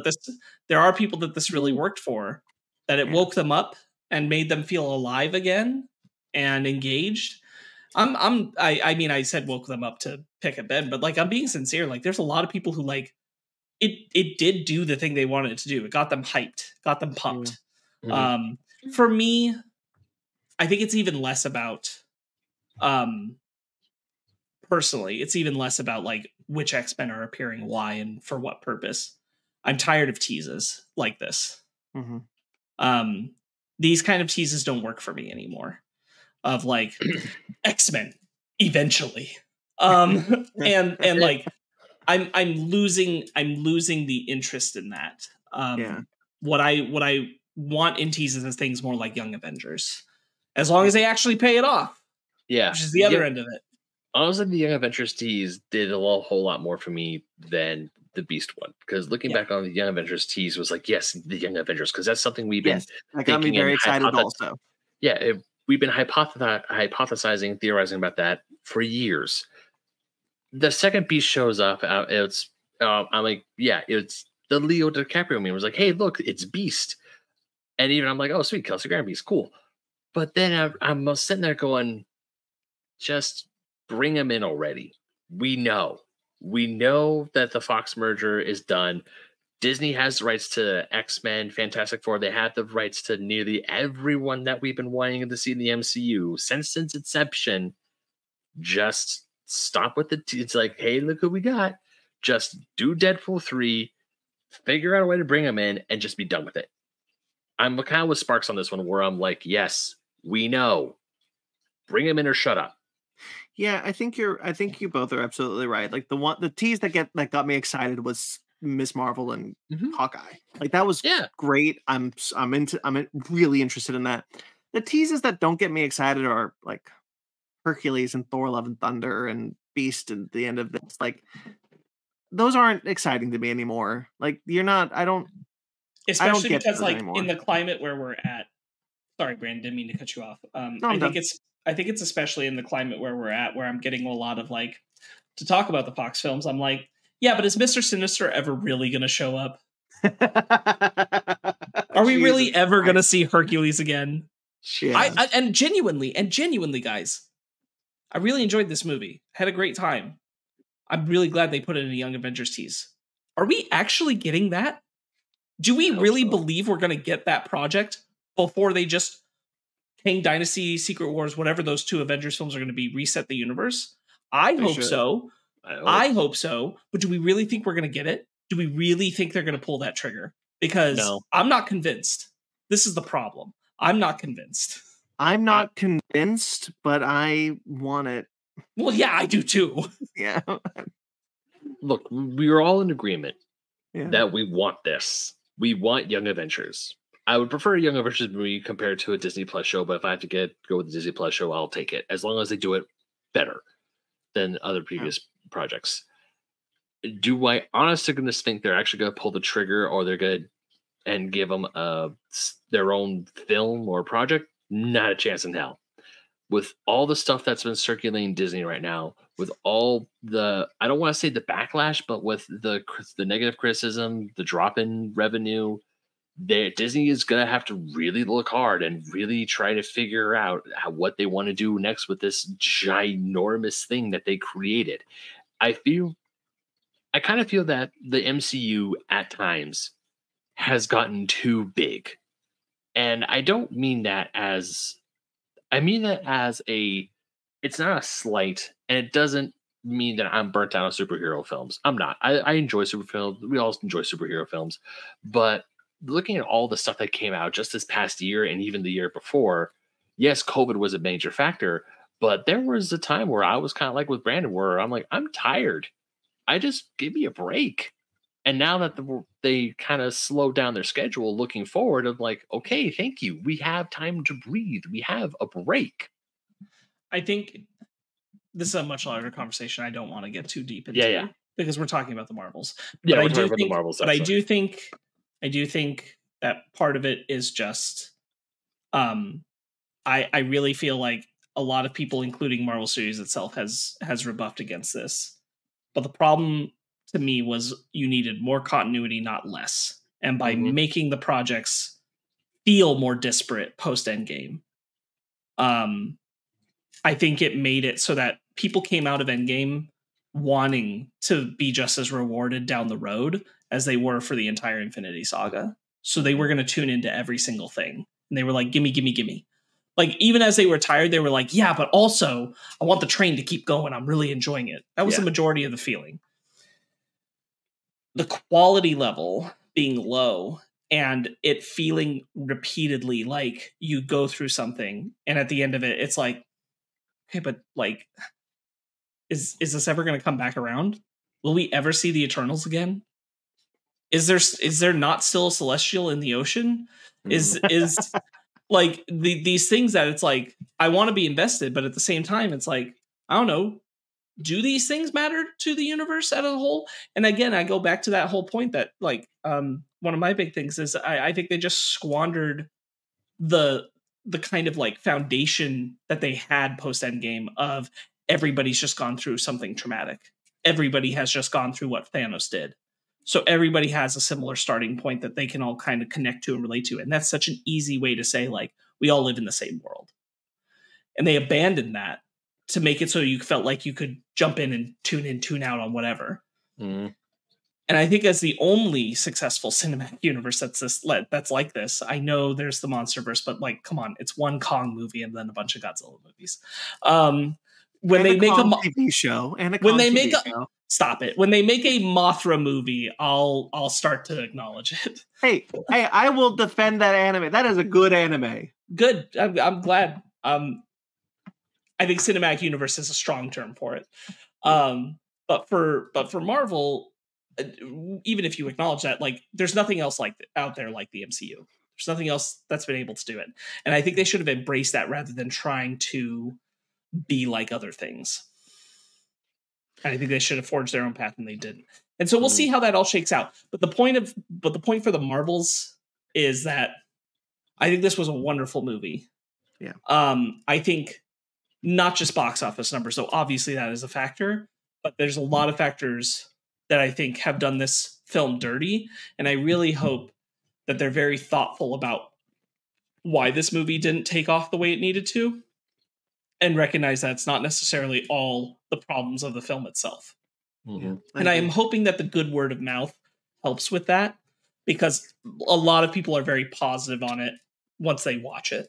Yeah. And I hope that because I think they're learning lessons right now and trying to change course and figure out what to do with the MCU going forward.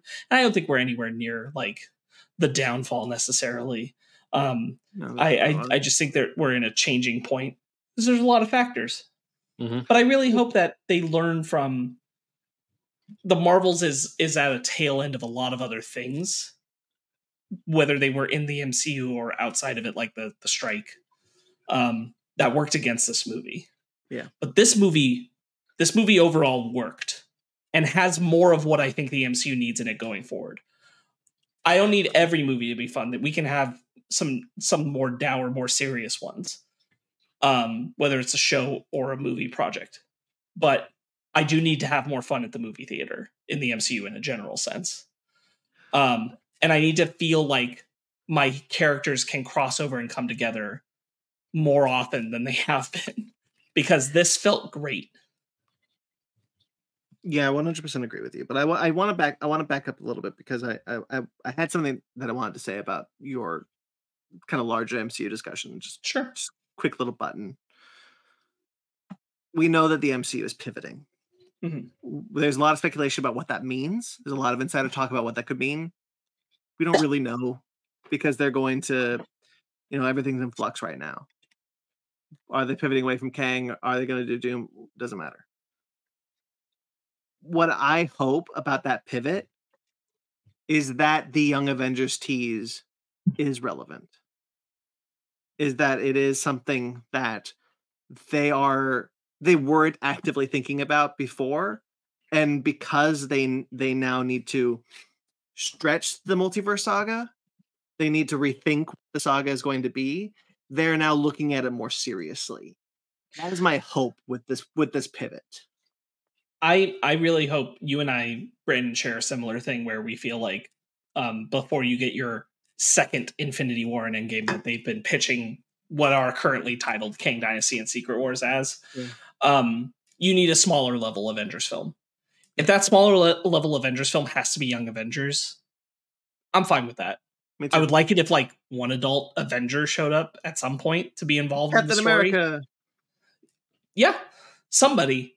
But if that's what it takes to get that like smaller project, 100% I'm for it. Yeah. I want that like an Avengers film can be like, it doesn't have to be Thanos all the time. Sometimes it can be a Loki or an Ultron that we're dealing with. Yeah. And like that be enough. So I hope you're right. I hope that they see an opportunity to really do something, especially because unlike the comics, these actors are going to grow up. We have a precious decade where Kamala can be like this, and then if we're going to keep Iman Vellani around, Kamala will have to grow up, like really grow up, and like we got to use that because she's wonderful. We got to use it. Mm-hmm. And she seems very interested in staying in the MCU. So like, you know, you've got a resource, you've got a lot of wonderful young actors who have been introduced in the MCU. Use them. Let's see them again. I really want to see these kids again. I think they're great. I think they are, for me, the most exciting parts of every MCU project when they're there. Haley Steinfeld, even Isaiah, not Isaiah Bradley. Yeah, Isaiah Bradley. Eli Bradley, sorry. I want to see the kids. I don't want to get to the point where they're all grown up and we can't see Young Avengers. Yeah. But anyway, that said, I think The Marvels is exactly what I wanted it to be. It's a shot in the arm. It feels like the kind of MCU film I've been hearkening for. I adore it. I think it's a great time. So let's give it a rating. Who wants to rate first? Benjamino? All right. Well, I'm probably going to be the lower rating of the three because I still enjoy this movie a lot. But there's just something about it after I was done watching it the first time. Maybe it requires me to see it again, and I'll change it up, change up my rating. But it's good, but it's not great. It's definitely not bad. It's just good, and it's kind of like it's not middle of the road good. It's definitely not like Black Adam. That was just like middle. This one is it's up there, but it's more like a C. So I'm teetering on a 6.5 or a 7 to be perfectly honest. I mean, I expected a 7. I expected a 7 or a 7.5. The 6.5 hurt me. I'm like, Jesus.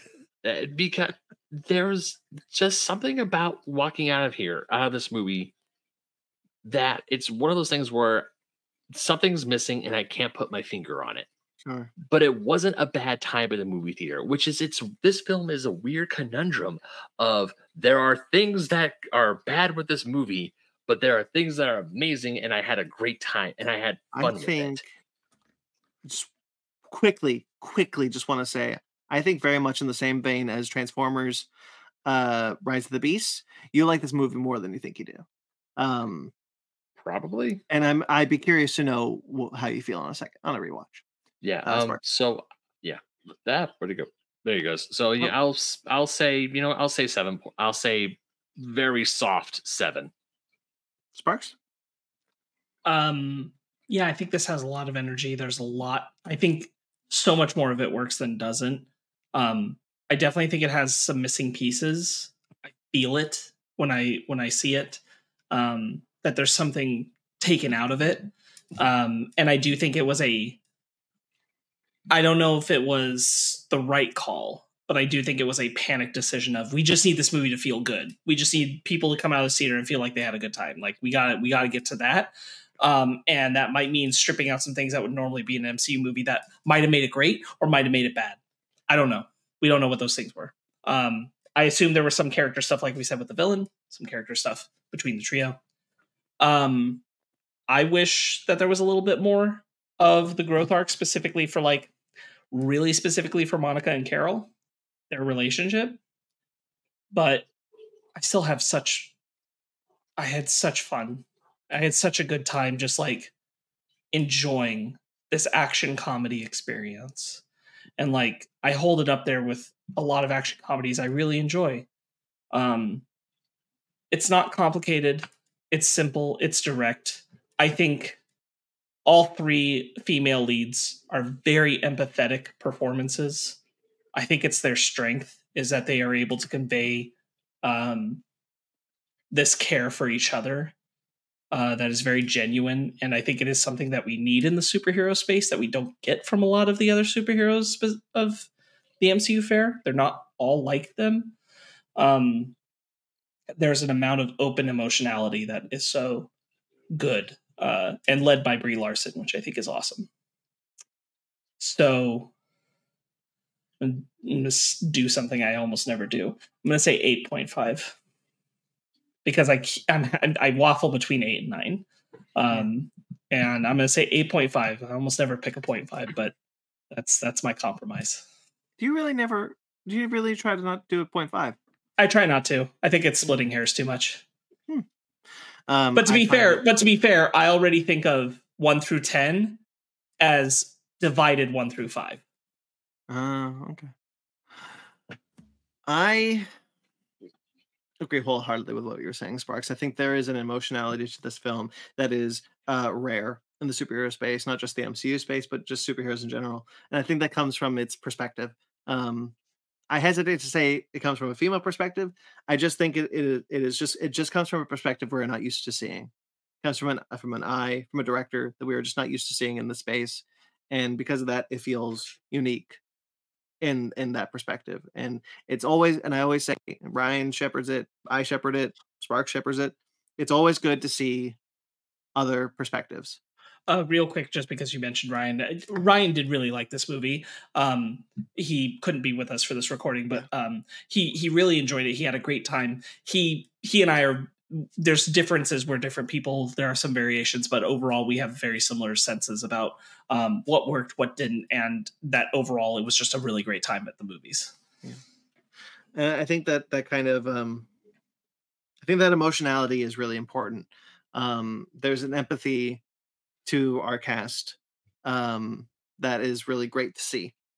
Very vulnerable, and it's nice, and I like it, and I wish we saw more of it. More women need to direct superhero movies is what I'm saying, and write them. It's simple, but not detrimentally simple. It's a film that sets out to be about something, and in my opinion, it succeeds in being about that thing.